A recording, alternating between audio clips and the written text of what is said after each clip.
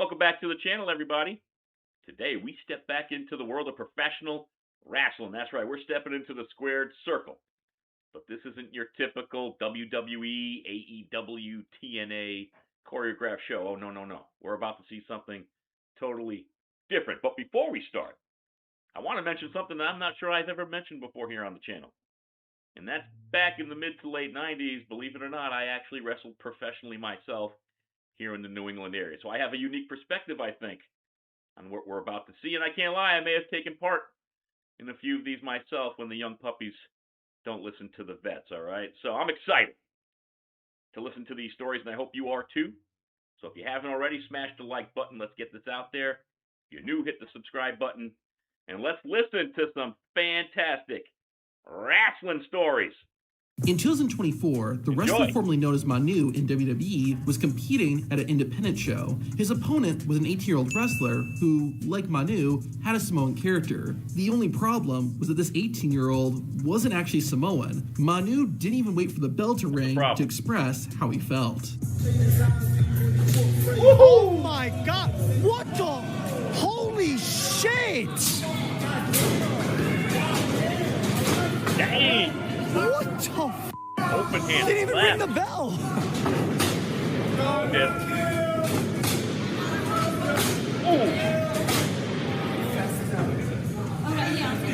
Oh my God!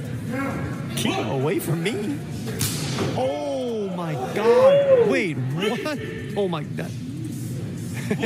Jesus, indeed. Dude, the aura's unreal. Get this piece of shit out of my ring.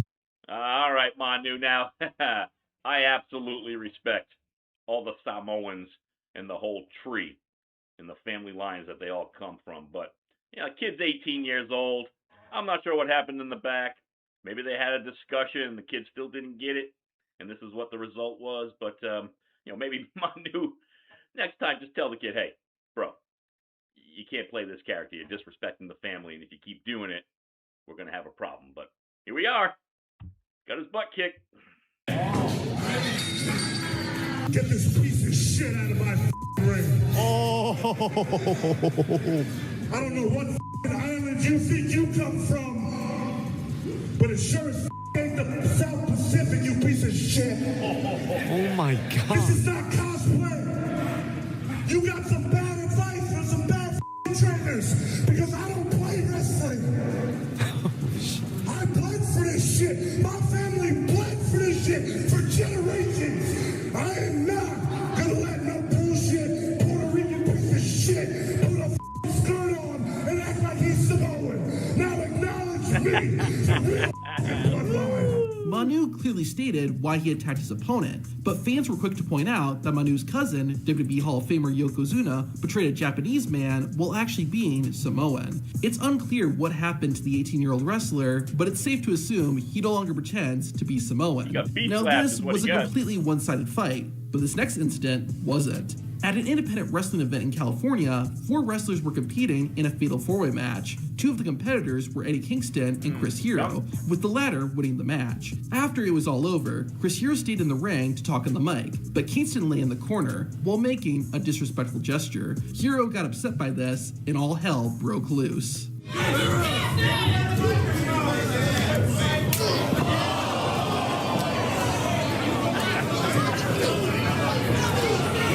There we go. Oh, woo! Let's go back and see that one. That was an open hand, backhand slap chop to the neck. That was naughty. Nice chop there. Woo!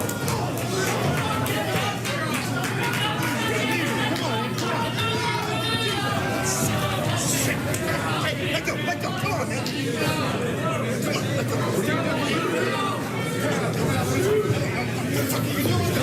It happens, ladies and gentlemen, it happens. Eddie Kingston Kingston never explained why he made the gesture, but he and Chris Hero personally resented each other. Neither man has flat out said why, but it's believed that both wrestlers had strong personalities and would clash. Also, allegedly, Eddie Kingston also felt that Chris Hero played a role in one of his close friends leaving wrestling. This would explain why Kingston was so quick to start a fight with Hero. But incidents like this don't just happen at small independent events. In August 2021, Nia Jax and Charlotte Flair had what should have been an uneventful match. Early in the contest, there were several moments where things got a bit stiff, but nothing out of the ordinary. However, things began to get a bit odd when Charlotte went to grab Nia, and Jax instead got to her feet. Charlotte then slapped Nia in the face, which caused Jax to snap. The two began legitimately slapping each other, and the match completely spun out of control. The two tried to get the match back on track, but they were clearly not communicating. The two took a few more physical shots at each other before stumbling their way to the finish. After it was done, Nia Jax gave her side of what happened. You know, it was the miscommunication. Things got heated, like legit got heated in that match. And I did warn her a few times to stop, like to chill out, and she didn't. And so now that's where I have one. I got a couple of those stories, ladies and gentlemen. I've been in with some people, some youngsters, first handful of matches, and they just don't listen. They hit you a little hard, they hit you a little stiff. You simply say something like, hey, he's up on the elbow, he's up on the kicks, and I'll give you a warning or two, and if you don't listen, you're getting a receipt, and it's going to be 10 times harder than anything you gave me.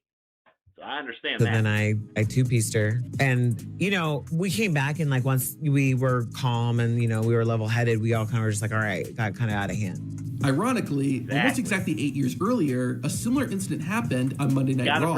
In August 2023, WWE pitted Sin Cara against Alberto Del Rio. Less than a minute after the bell rang, Sin Cara performed a suicide dive. Upon impact, the masked wrestler called for the referee. The move had dislocated Sin Cara's finger, and the match was called off. Alberto Del Rio was frustrated by this and began legitimately attacking Sin Cara, forcing the referee to physically intervene to stop Alberto. After the incident, Del Rio explained why he got so angry and what happened when he and Sin Cara got backstage. You lazy bastard, stop the match because you broke one of your fingers. I got really mad and I threw him inside the ring and I kicked him for real. But of course, after the match, I said, hey man, I'm sorry, but you're just lazy. What happened? Where's your heart? Where's your pride for the business? And he was like, well, I just don't want to be here anymore. And I said, well, then leave, bro. And he did. He quit the company like 2 weeks after. Wow. In 2003, an independent wrestler named Masada got an opportunity to wrestle in WWE. His opponent was Maven, and the two were meant to have a simple match, with Maven getting the win. After performing a neckbreaker, Masada covered Maven using his right foot. Maven immediately broke character and took Masada to the mat. The scuffle ended quickly. That is a major no-no. That spot's called. Ladies and gentlemen, don't you dare, especially if it were me, and back in the day, I was the reigning New England heavyweight champion for 482 days, I think my second reign went.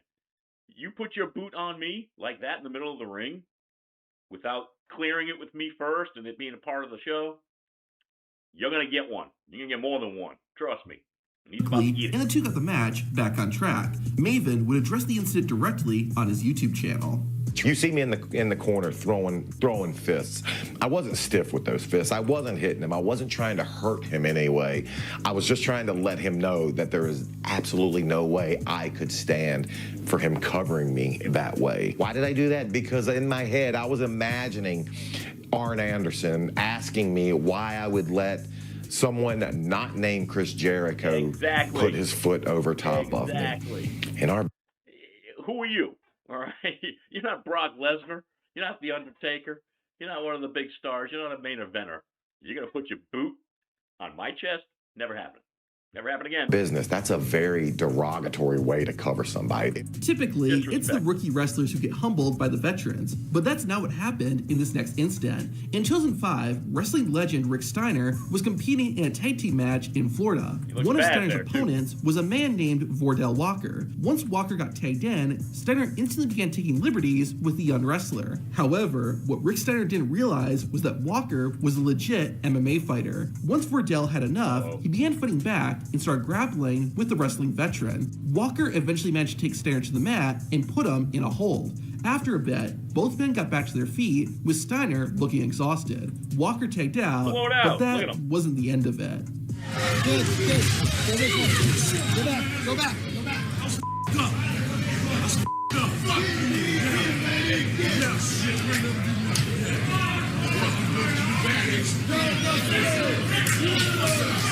In August 2025, MMA fighter Raja Jackson was a guest at an independent wrestling event in California. Raja was hanging out backstage while live streaming, and plans were in place for him to have a small role on the show.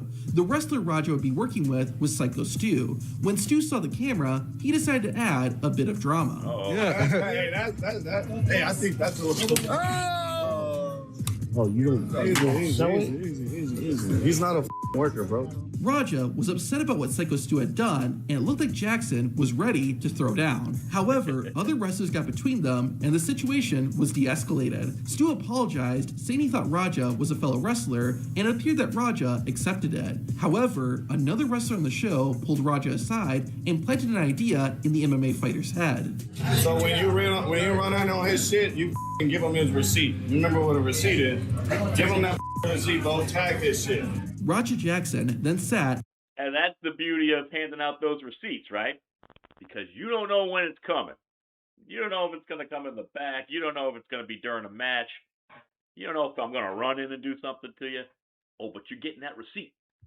And watched the show, waiting for his moment. Once Psycho Stu was having his match, Raja Jackson jumped in the ring to perform his spot.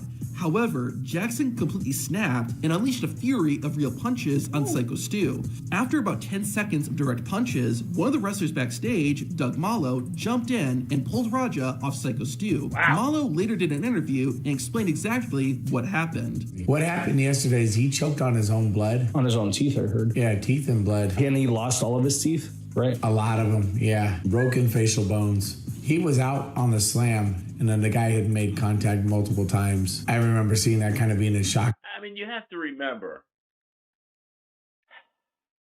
these are professional athletes too, all right? You're in there with other people, big people. They can hurt you, and they can hurt you bad if they really, really want to. So you need to do everything in your power to take care of them, all right? I don't get this stuff. And then I just went inside of that running in. There was other people that could have got involved that I made eye contact with, but they just stayed by the stage. Let me put it this way. I'm sorry to Stu. Always a that the badder people that ass than said you, that they remember were that. your friends let this happen. The incident left Stu with serious brain trauma, facial bone fractures, and other life-threatening injuries. Wow. Jackson was arrested and hit with multiple battery charges, but pleaded not guilty, and the case is currently working its way through the courts. This sadly wasn't the first time someone got into a wrestling ring with the intention of seriously hurting their opponent. In 2010, WWE Hall of Famer Hacksaw Jim Duggan was scheduled to have a match against Matt Bourne, better known as Doink the Clown. While Duggan saw it as just a regular match, Bourne saw it as his opportunity for revenge. Before their match, the two were talking about what they would do. Matt Bourne had wanted to use a steel chair and have more of a hardcore match, while Jim Duggan wanted to keep it simple. This angered Bourne, possibly because he wanted to inflict real damage on Jim Duggan. Bourne ultimately agreed to do it Duggan's way, but once they got into the ring, Bourne went off script and hit Duggan below the belt for real. Duggan, this prompted Duggan to hit Matt Bourne with some real punches, and the two completely broke character. You want to work? You want? Huh? Make your move then. Get him, funny man! Come on. Rather than continue the match, Matt Bourne left the ring and grabbed a chair. Jim Duggan grabbed his 2x4, and the two just stared at each other. The referee counted both men out, ending the match, and Matt Bourne then left the building immediately. Now, the reason this happened is an incident that occurred 25 years earlier, as Jim Duggan explains. This was back in Mid-South. We were the Rat Pack. I was a young guy. It was me, DiBiase, and Bourne were the Rat Pack. We're a heel group. And I went over to Japan. My first trip to Japan, I was able to buy a car, right? I bought my first car, my first good car. And it's sitting there, and we went out. Matt ended up he was rough on women. He would actually, he wasn't rough on women. He got arrested many times for beating women. He was a piece of garbage. I have three sisters, 2 daughters. You don't put your hand on a woman. That just doesn't happen. And he was after this girl in the bar. I put her in my car. Well, he spit all over my car and put a boot to it. And so next day we're at the Centralplex. I'm looking at my car, and DiBiase's like, "Yeah, that's a dent. That's a dent right there." Oh boy. He dented your car. So we're in the hallway of the Centralplex, and now we're arguing. Matt, boom, he made a leg dive for me. And of course, like I said, I won the states. I was undefeated amateur. The guy I beat for the New York State won the Pan Am Games. I was a pretty decent amateur, not Kurt Angle Wow. But I'd give him a match. Yeah. Holy smoke. But anyway, so he tried to leg dive me. I just pushed it down. Everybody back then was wearing cowboy boots. I put the boots to him 2 or 3 times so it had bing, bang, boom. And the big cat Ernie Ladd comes in. He grabbed me. That's it. Breaks it up. So I go to the dressing room. I'm in there with DiBiase, and Matt comes back in, about, half hour later or something. And he's like, F you, Doug, and this ain't over. Well, back then, old Hacksaw, if it ain't over, it's time to party here. Waited 25 years. And I worked him over pretty good that time. And then it was 25 years before he tried to take his revenge on me when I wasn't expecting it. Antonio Inoki is one of the most influential wrestlers of all time. He founded New Japan Pro Wrestling and developed the strong style of wrestling. While he may have been a pro wrestler, Inoki could actually fight and beat you up if he wanted to. In 1977, Inoki was scheduled to have a match against a wrestler who shared the same name. I think that's what a lot of people, folks who watch wrestling, don't really understand. You hear it from some of them, right? But a lot of these guys are former high-level athletes, the Kurt Angles, the Brock Lesnars. These guys come from all different walks of athletic life, right? So these guys are tough. They're just learning the wrestling world. That's all. The Great Antonio. However, it wasn't the name that upset Inoki. The Great Antonio was a strongman before he became a wrestler, and he had accomplished some very impressive feats. Because of this, the Great Antonio never usually sold any of his opponent's offense. This carried over into Inoki and the Great Antonio's match in December 1977. The match started with Inoki hitting the Great Antonio with moves that did no damage to the big guy. However, rather than take it seriously, the Great Antonio turned the match into a comedy routine with the strongman smacking his stomach and running the ropes for no reason. Inoki was slowly getting more and more upset that he was becoming the butt of the joke. Oh, yeah. Finally, a few stiff shots from the Great Antonio caused Inoki to snap. この人のこういったパンチと非常に鈍いような感じでそうですねやはりねくるくるってるよりも力がありますからね Inoki took his opponent to the ground and began kicking the Great Antonio in the head. The repeated blows left the Great Antonio a bloody and barely conscious mess. The referee ended the match by calling it KO, giving Inoki the win. This put an end to the Great Antonio's wrestling career, while Inoki's would continue to flourish. Decades later, a similar incident would unfold that also took place in Japan. In 1999, a British wrestler named the Dirtbike Kid had the opportunity to compete against a Japanese wrestling legend named the Great Sasuke. The match began with Dirtbike Kid throwing a lot of offense. In fact, Sasuke didn't get a single move in for the first few minutes. This frustrated Sasuke, which would help explain what happened next. The momentum of the match changed when Sasuke started throwing kicks at the Dirtbike Kid. However, Sasuke started kicking Dirtbike Kid harder and harder, even delivering several blows to the head. Then, Great Sasuke got his opponent on his feet and placed him in a chokehold. Within seconds, the British wrestler was tapping out, and the referee was begging Sasuke to release the hold. Sasuke eventually let go, and the fight was over. About 5 years after the incident, the Dirtbike Kid explained what happened behind the scenes. My first match on the tour was scheduled to be against Sasuke, and it wasn't until the guys were warming up in the ring before the show started that I began to smell a rat, and a pretty big one. Sasuke had come up to me and basically told me that our match was only going to go 5 minutes. Now, straight away, I wasn't happy, but I didn't show it. You see, none of this was agreed when I signed my contract, and apparently, I heard that they didn't like me trying to negotiate with them. Sasuke said that I was going to dominate him for a while, and then he would fight back in a real flurry and spin kick me for his big, quick effing submission finish. Well, I had apparently already pissed them off because I refused to wear the stupid mask they had made for me.